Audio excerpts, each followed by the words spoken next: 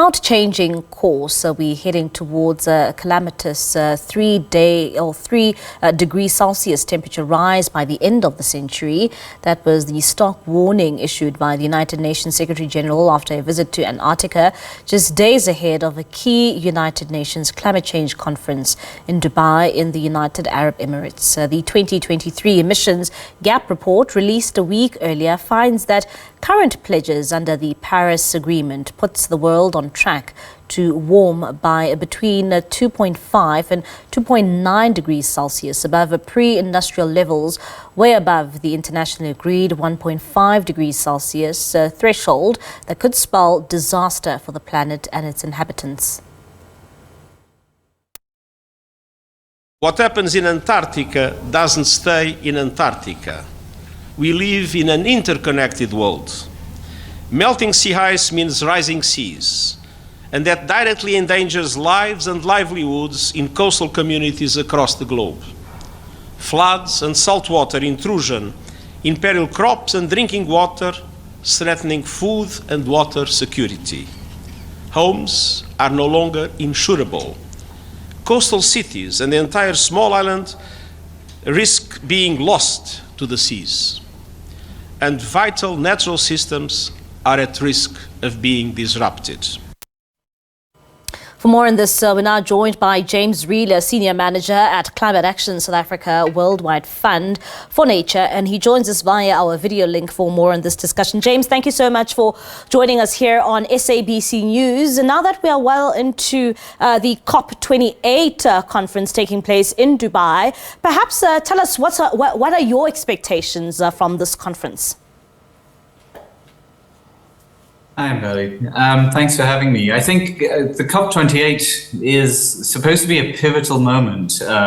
We say that a lot, but really, this is the moment where, post the Paris Agreement, all of the nations are supposed to be undertaking this global stocktake and really looking at how we increase the ambition. There's talk of a sort of course correction. Essentially, what we've been doing isn't good enough, it isn't nearly fast enough. And in fact, in the last year, we've seen our global emissions increase by the largest increment pretty much in any year. So a big shift is what we're hoping for. Yeah, and when it comes to, challenges facing COP28, and I make reference to that fund which was agreed upon during the COP27, and of course the crucial parts of it not yet being discussed. Do you think that this is something that will form, large parts of this conference? There's so many different strands in the negotiations to be followed. So absolutely, the operationalization of the loss and damage fund, which is, if you like, an insurance fund for where countries are unable to deal with those impacts, is a key issue that all of the developing nations are pressing for. And as mentioned earlier, we haven't really got to the point where it's operationalized, but the key is bringing money into that fund. There is nothing in that fund as yet, so it's a fund in name only. But more broadly is just the finance for the transition. The promise of $100 billion per year for developing nations has never materialized. We need at least another $600 billion between now and 2030 just to start the transition. So again, the finance is going to be a critical negotiating point. Yeah, and why does it seem as if, countries are not moving here when it comes to trying to actually find the funds for developing nations? Why is it that if it's something that was agreed upon a year ago, we still have not found a formula of how we will be funding, this fund for developing nations? Melly, that's the million-dollar question, or in this case, the trillion-dollar question. I think the point is that these negotiations, while they are nominally about climate change, are actually at heart a form of trade negotiation. And so every country, regardless of their understanding that climate change is something that will undermine the global economy and undermine human well-being in the very near future, and is already doing it. All of the countries are seeing this as, what can I how little can I give away in order to make the transition? And that incremental approach is the big problem. Really, we need to be thinking about fundamental shifts in how we do things. And so I think there's also obviously the role of vested interests. The political economy of our global energy system is that we are entirely dependent on abundant energy, which at the moment is delivered by fossil fuels. And changing that requires shifting away from essentially the engine of our economy to a new economy. It certainly can be done. We know that we have the technology, the current technology, but there are a lot of vested interests, a lot of money invested in it that make that transition challenging.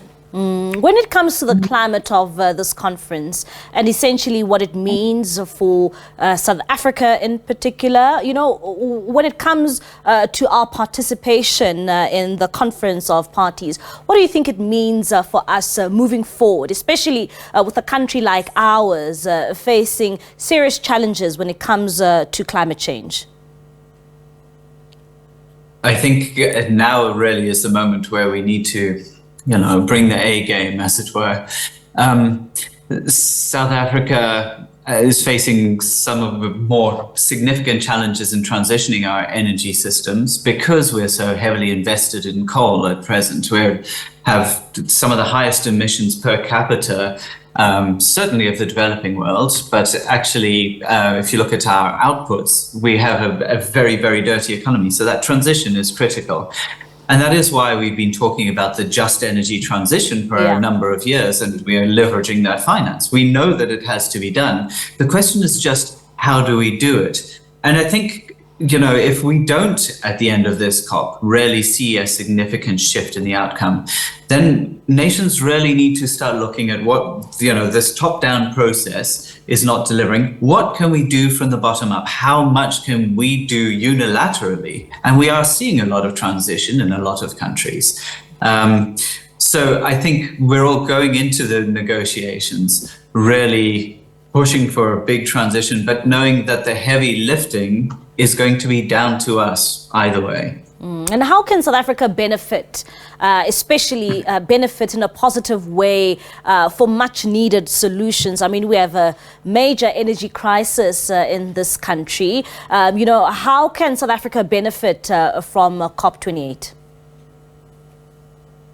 So I think obviously the finance is going to be a critical one.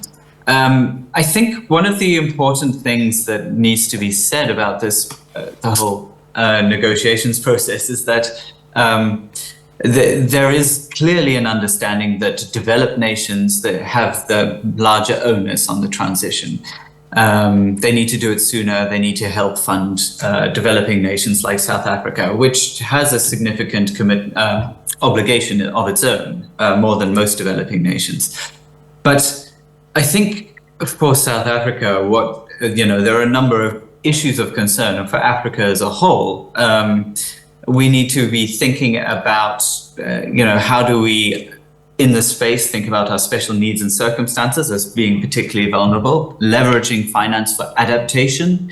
The call for the tripling of renewable energy is a critical one. So energy justice and the low access to energy that most of South Africa has, realistically speaking, energy crisis aside, and for most of Africa, is a critical issue, and that can be delivered through renewable energy. But and I think that can really kickstart a lot of our developmental goals. The question is, can we do it fast enough? And that will require this commitment. And I think South Africa knows that we are going to see increment in the Just Energy Transition Partnership. We're seeing more commitment coming through there. We're hoping to increase that. And I think that's probably the same situation for a number of the other transitioning countries. We're hoping, even if we don't get the big finance, to get these re-ups of commitment to really push that transition more quickly. All right. And of course, we need to think about how do we deal with our coal-dependent communities in this transition space, right? That grandfathering and handling of the transition process and training people, that's a critical issue for us to negotiate and think about it at a national level. James, thank you so much for your time and your contributions on the show. That is James Arila. He is a senior manager at Climate Action South Africa Worldwide Fund, just giving us his insights and his expectations when it comes to COP28, Conference of Parties, saying there that the just transition is something to look out for, and of course finding solutions to the country's energy crisis.